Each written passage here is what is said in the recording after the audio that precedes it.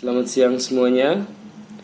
Perkenalkan, nama saya Kristianus Novembro Kantur, NIM 200108074, jurusan Pendidikan Ekonomi, Fakultas Keguruan dan Ilmu Pendidikan, Universitas Nusa Cendana. Video ini merupakan salah satu ujian dari mata kuliah Perencanaan Program Pembelajaran Ekonomi, dan ini merupakan simulasi proses pembelajaran terpadu tanpa siswa.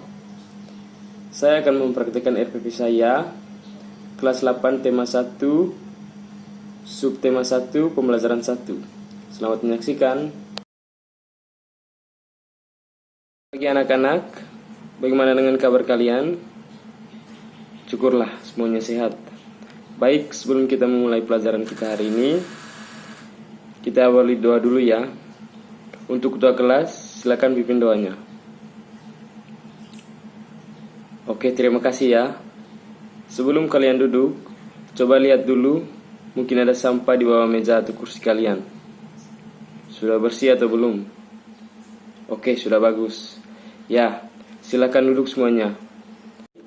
Apakah hari ini ada yang tidak masuk sekolah? Bagus, semuanya hadir. Kehadiran itu sangat penting bagi siswa.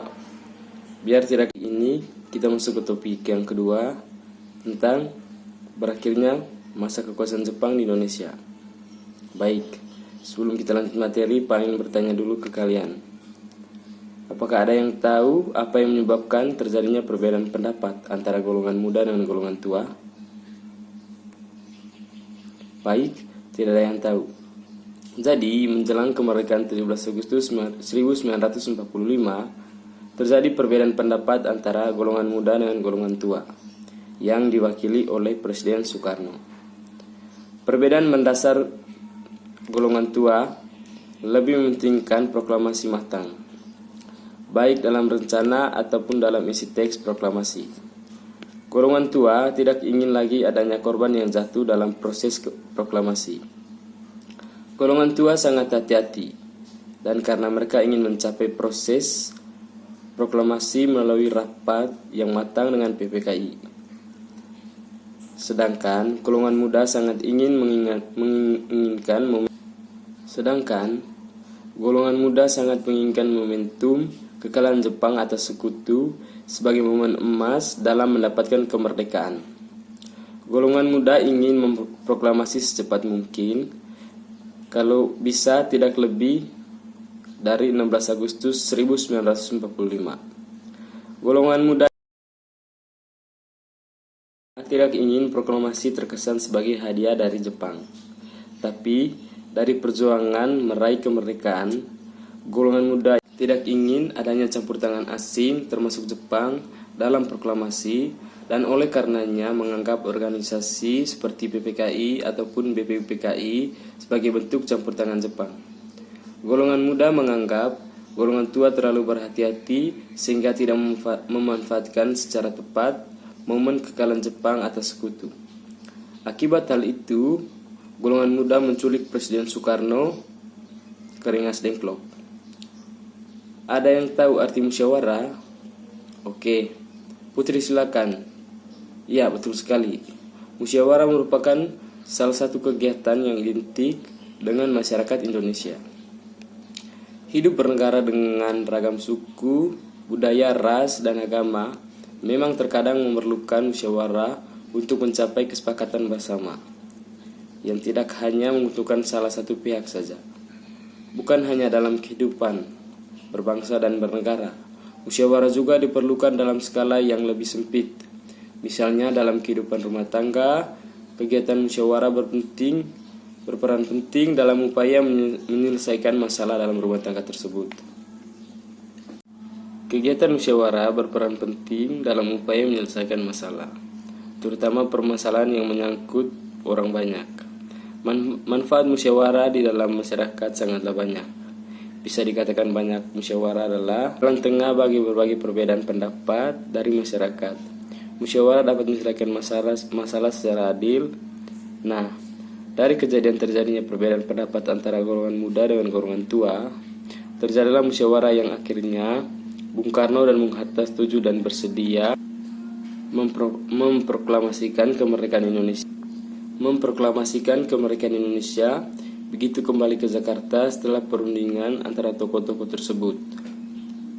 Berikut, Pak akan menjelaskan poin penting materi tentang kronologis persiapan kemerdekaan Indonesia dari tanggal 6 sampai 18 Agustus 1945. Pada tanggal 6 Agustus 1945, kota Hiroshima, Jepang dijatuhi bom atom pertama kali oleh Amerika Serikat. Kemudian 7 Agustus 1945, BPUPKI dibubarkan dan dibentuklah PPKI. Tanggal 9 Agustus 1945, Nagasaki, Jepang dijatuhi bom atom. Lanjut lagi tanggal 9 Agustus 1945, Nagasaki, Jepang dijatuhi bom atom kedua oleh Amerika Serikat. Kemudian di tanggal 9 Agustus 1945, Jenderal Trauci memanggil Soekarno, Muhammad Hatta, dan Rajiman Wediningrat ke Dalat, Saigon, Vietnam. Kemudian 12 Agustus 1945, Soekarno, Muhammad Hatta, dan Rajiman Wediningrat ke Dalat bertemu Marsikal Trauci yang menegaskan Jepang akan menyerahkan kemerdekaan kepada bangsa Indonesia. 14 Agustus 1945, Soekarno, Muhammad Hatta, Rajiman Wediningrat kembali ke Indonesia. Sultan Syahrir mendesak Soekarno untuk memproklamasikan kemerdekaan Indonesia pada tanggal 15 Agustus 1945. Jepang menyerah tanpa syarat ke sekutu dan terjadi kekosongan kekuasaan atau vacuum of power di Indonesia. 15 Agustus 1945, golongan muda mendesak Soekarno agar segera memproklamasikan kemerdekaan paling lambat tanggal 16 Agustus 1945. Soekarno menolak karena ingin meminta pendapat para anggota PPKI. 16 Agustus 1945, dini hari, Soekarno dan Muhammad Hatta diculik oleh golongan muda ke Rengas Dengklok, Karawang, dan dipaksa segera memproklamasikan kemerdekaan Indonesia melalui radio. 6 Agustus 1945 malam, Soekarno dan Muhammad Hatta kembali ke Jakarta. Di rumah Laksamana Meida Tadashi, para tokoh nasional berkumpul untuk berunding tentang persiapan proklamasi kemerdekaan Republik Indonesia. 16 Agustus 1945 sampai 17 Agustus 1945 malam hingga pagi, Soekarno dan Muhammad Hatta bersama anggota golongan muda dan golongan tua membahas perumusan naskah proklamasi kemerdekaan Indonesia. Dan pada tanggal 17 Agustus 1945, pada jam 10 pagi, Soekarno dan Muhammad Hatta membacakan teks naskah proklamasi kemerdekaan Republik Indonesia di Jalan Pegangsaan Timur 56, 18 Agustus 1945. PPKI mengesahkan Undang-Undang 1945 sebagai dasar negara Indonesia. Dan akhirnya Indonesia merdeka sampai sekarang. Oke, baik, sebelum kita mengakhiri mata pelajaran hari ini, Pak akan memberikan tugas untuk kalian. Jadi kerjanya satu meja, satu kelompok ya. Dan minggu depan dipresentasikan di depan kelas. Baik, silakan catat tugasnya. Soalnya, jelaskan secara terperinci kronologi persiapan kemerdekaan Indonesia. Oke, baik, apakah semuanya sudah mencatat soalnya? Oke, baik, sampai di sini dulu materi kita hari ini. Terima kasih untuk hari ini dan sampai jumpa untuk minggu depan. Sekian video simulasi pembelajaran dari saya. Semoga video ini bermanfaat untuk kita semua.